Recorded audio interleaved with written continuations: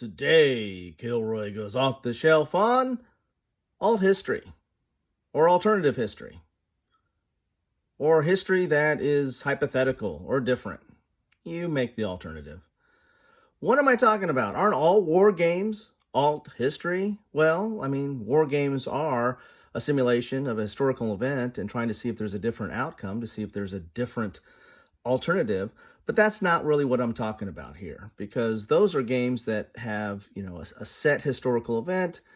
You're trying to put the forces in play that to their historical capabilities and trying to come up with a different outcome, or at least one side's trying to come up with a different outcome. What I'm talking about is alternative history. So this is either events that didn't happen, or they're based on hypotheticals that didn't happen or could have happened. It's kind of what if scenarios. Kind of a master of the alt history genre in novels is Harry Turtledove. Now there's other authors out there that do this, but he's kind of a master of this, coming up with, a totally different timeline, taking military events or historical events, in this case, the Civil War, and introducing some hypothetical, in this case, AK-47s, and coming up with a different alternative history or different timeline in that regard. And so when we're looking at games like World at War, which was done by Lock and Load, this is focusing on an alt history, an event that never took place, World War III in the 1980s. And so this is focusing on something that did not happen, and kind of looking back at it as what if this happened, and what were the capabilities of the forces at that time, and how would have that conflict or World War III played out. And this, of course, was brought up to date to 1985 again, in World at War 85. And so this whole series here is again focusing on potential conflict that that never took place in the 1980s. Again, a lot of games focus on 1985. There's a whole line of games that are coming out focusing on potential hypothetical World War III or conflicts in the 80s. Several games, and I don't have a lot of them, but there's probably too many to name. There's kind of a renaissance or resurgence of those kind of games coming out now. Another game of alt history from Lock and Load is the Nuclear Winter 68. Now that one goes back to World War II, and introduces a hypothetical of, well, there was a nuclear war. The war ended differently. There was a nuclear war, but this kind of goes a little off the rails here and introduces mutations and kind of zombie-like characters and supernatural and a lot of different hypotheticals that you're not normally seeing in a historical war game, but definitely falls into the alt history category. Now, not all games focus on the past or focus on what could have happened in a hypothetical of something that never happened or really wasn't even set to happen, like World War III. And some games focus on the future and what potentially could happen currently or into the future. And games like that are like Second Fleet games, which that whole Fleet series was done in the 80s, and so it was focusing on potential conflicts in the 80s and 90s, and was really, it's kind of hypothetical because those conflicts didn't happen, so you could model potential conflicts. Now at some point those come out of date, because if you wanted to play Second Fleet now, it's going to harken back to playing World War III in the 80s or the 90s, because that's what this system modeled. The whole Fleet series was modeling the capabilities of those different countries and their naval units and the like, what they could do at that time period.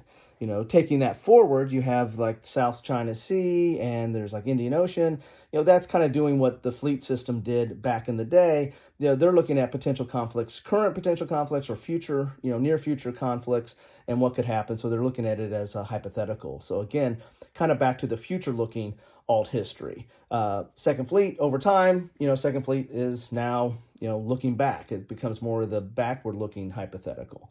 Another example of that, a lot of magazines do this. Here's Command magazines when dragons fight. I think this one came out like in the 80s or 90s. What this game was doing was a potential invasion of Taiwan if China invaded Taiwan. I'm getting a lot of glare there. Sorry about that. But this was the capabilities as of that time. So this now is kind of a looking back hypothetical because a lot of those capabilities have changed. Now, if you want to go into the next war series from GMT, there's a whole line of games, dealing with Korea and Taiwan, and Vietnam and India, of current or near future conflicts and modeling the capabilities at that time. So those are kind of alt history or hypothetical games as well. Again, there's a whole resurgence of hypothetical games that are coming out now, or alt history games that are coming out now.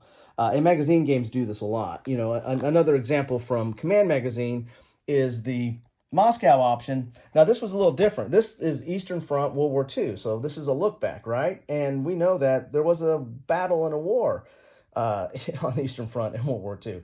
So why is this hypothetical? Why do I put this in the alt history? Why isn't this just a regular war game? Well, this one instituted, some assumptions and some hypotheticals that didn't take place and that never took place. But what this game really was focusing on was modeling a specific, attack and some strategies that never did take place, but saying what if they did, what would happen there. So it's kind of one of your historical what if scenarios. More so than just playing out the forces the way that they were historically and seeing a different outcome. This one is introducing some assumptions, some baked in assumptions, and trying to play out and see what happens based on those assumptions. So I put this more into the alt history because you're kind of looking back and saying, well, if this, and this happened, what would this look like? And you're not just letting the game be, a historical simulation. You're really making it more of a model to simulate a specific set of circumstances that did not take place at all. So, maybe I'm splitting hairs there, but I've put this into that category of alt history. And there's some games out there like that, not as many. A lot of the games that you find fall into, major what ifs that really never happened, like invading China or setting up a whole system where you can model several current or near future engagements and the like. So again, there's a whole resurgence or renaissance of games that are doing this now. I mean, they've always, they've been around. They've been around with us since the beginning of the hobby. But I feel like there's an influx of them now. You have NATO and a lot of other, I can't even list them all off. Compass has several, GMT has several, other publishers have a lot of these type of games. Lock and Load are all, coming out with these games, and a lot of them focus on the 80s and more specifically on 1985. So, query why that is. Because sometimes you just need to play like it's 1985.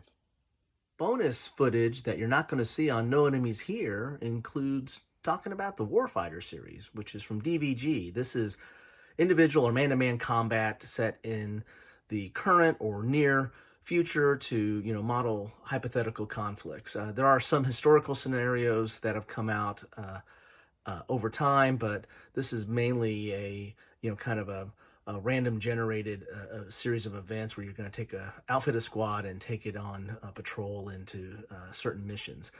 There's the Warfighter Tactical Special Forces card game, which was the original, and then there's the Shadow War Warfighter, and also there is the PMC or private military company that you're working, that is more of an economic simulation as well. You're building up your business as well as going on these missions. So, that's would fall into the alt history or hypothetical genre. And there's also, stuff like Lock and Load has Heroes Against the Red Star, which is basically the squad level tactical aspect of, World at War 85. And this, of course, is based on the Lock and Load tactical system, which, is primarily does historical situations like Heroes of Vietnam there, and Days of Heroes is World War II, or Days of Heroes is modern war in the Middle East, and then you have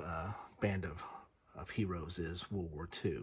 So there's some additional bonus material for you. Hope you enjoy.